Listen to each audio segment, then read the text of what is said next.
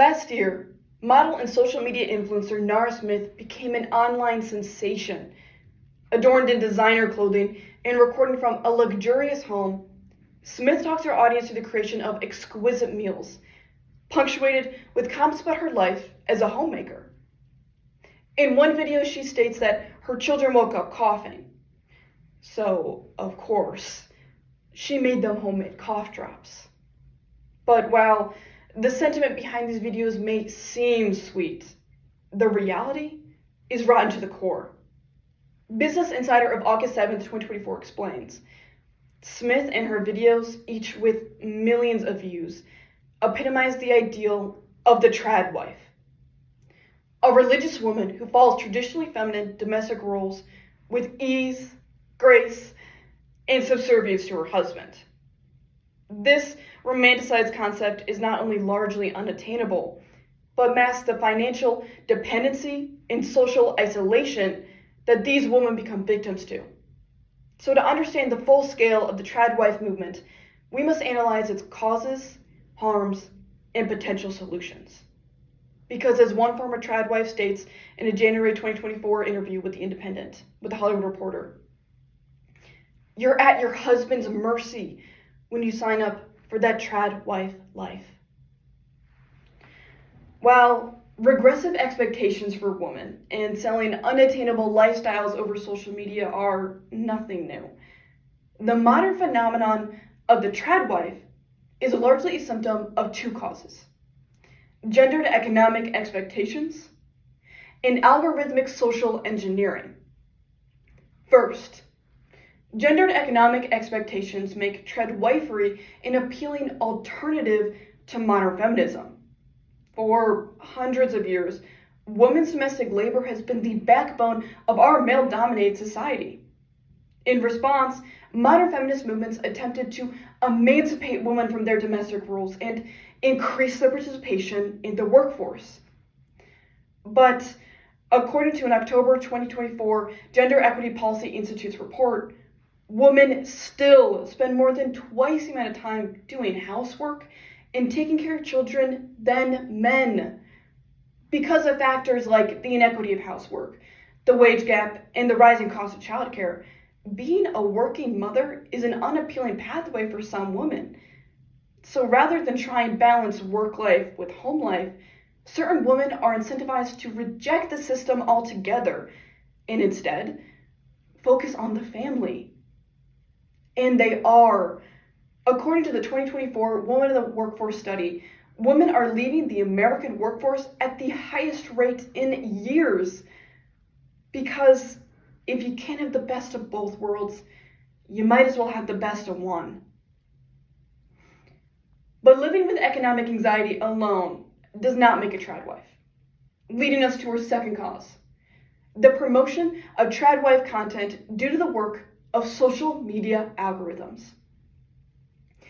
According to an August 2023 Northwestern Now article, social media algorithms are designed in a way that rewards online content that is controversial or sensationalized.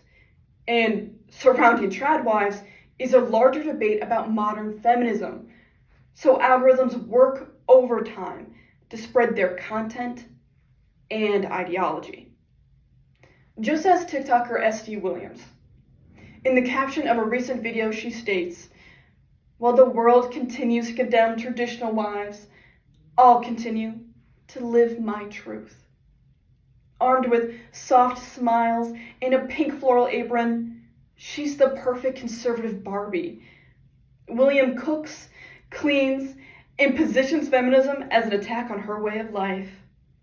And these narratives extend to established political conservative commentators. A quick Google search and you land on Brett Cooper's "Trad wives are triggering feminists." And the algorithms love it. According to a 2024 Media Matters study, they found that after watching and liking trad wife content on TikTok, their For You page was saturated with extremist material in one afternoon. By bombarding users with content, social media algorithms work to normalize these ideologies and increase women's participation in the trad wife movement. Considering this context, it is no wonder that influencers like Smith are gaining such impressive viewership. But what this audience rarely sees until it is too late are two major harms: potential for abuse and right-wing weaponization. Firstly, by reinforcing extreme traditionalist values, tradwife ideology confines women to unpaid labor within the home, leading to a combination of financial dependency and social isolation that makes them prime targets for abusers. Former tradwife Tia Levies explains in a September 2024 interview with The Independent. She attributes the abuse she faced by her husband to the dangerous lifestyle. She states, "There's not a bank account to turn to. There's no agency to just start asking questions or to change your life if you decide you want something different." Levi's experience highlights the inherent isolation from resources that the tradwife lifestyle entails. Without any social connection, the dangers women face are left unaddressed. Because women who are socially isolated and deprived of their economic autonomy are more susceptible to unhealthy household dynamics. According to Forbes of April 2021, lack of financial knowledge or resources is the #1 indicator of whether a victim of domestic violence will leave an abusive relationship. And second, the foundational social elements of the tradwife are politically weaponized by the far right. Now, some tradwives are truly just out here making sourdough or homeschooling their children.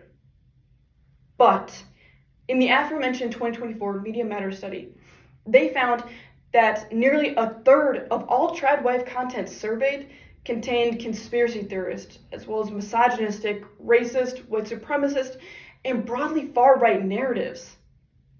Vice on March 10th elaborates that one common hashtag used amongst the community, hashtag revolt against the modern world, has ties to European fascism and Christian nationalism, yet is mixed in with ones like hashtag homemaker. To outsiders who aren't privy, tradwives are sympathetic, reinforcing ideas of protecting white women and children. As moderate viewers engage with this content, their algorithm continually feeds them more extremist material, effectively radicalizing them into the alt-right pipeline. Given this, we must examine solutions to mitigate these harms. Let's examine two sets, on organizational and on personal levels. First, because so much of the harms of tradwifery relies on denigrating women, countering them means supporting organizations that advocate for them. The End Violence Against Women Coalition is one such organization. Not only have they partnered with Hope Not Hate to create a guide for preventing gender-based violence against women, they also provide support for victims of domestic violence. But we must also take action against the systems that support the tradwife movement. One such organization that does this is the Algorithmic Justice League, which focuses on combating biases in social media algorithms. Check out the link in the description of this video for the QR code to find ways to support these organizations. Fighting the harms of tradwifery means standing up for women and challenging bias systems. And second, we must change our social media behavior.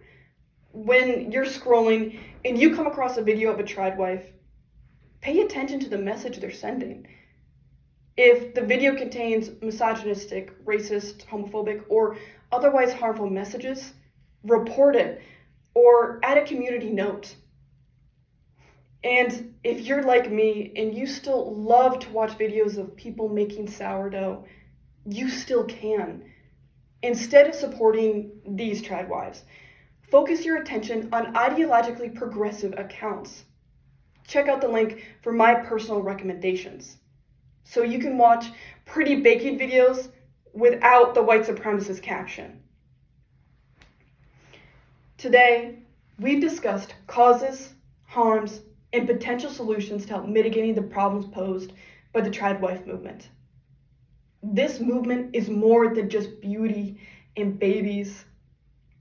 It threatens women's economic autonomy and promotes a hostile political and media climate. But we can fight it together.